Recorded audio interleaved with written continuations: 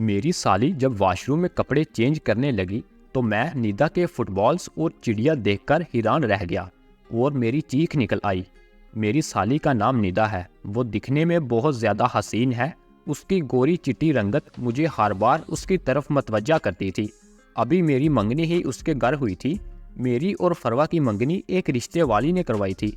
फरवा के तरबूज कुछ बड़े ना थे, लेकिन निदा जब भी उठती बैठती उसके तरबूज हिलते, जिन्हें देखकर मेरा तोता भी उठ जाता। अब मेरे काफ़ी चक्कर उनके घर लग जाते थे।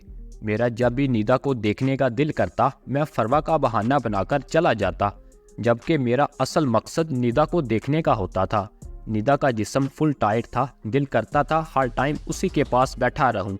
एक दिन जब मैं उनके घर गया तो फरवा और उसकी अम्मी मार्केट गई हुई थी, जबकि निदा उस वक्त कॉलेज से वापस आई थी और अभी तक कॉलेज के यूनिफॉर्म में ही थी।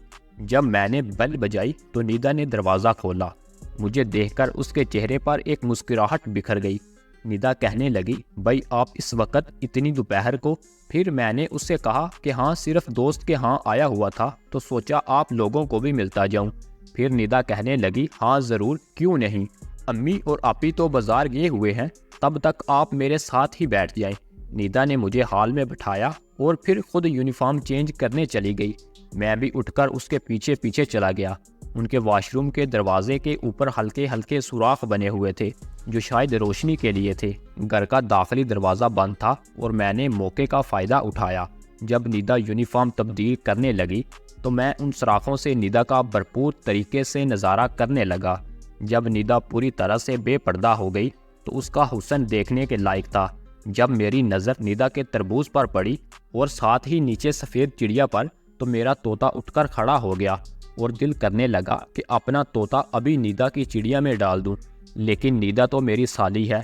फिर निदा ने गुलाबी रंग का फ्रॉक पहना और ब्लैक कलर का दुपट्टा पहनकर बाहर आने ही लगी थी कि मैं फ़ौरन से नीचे उतरा और सहन में आकर बैठ गया।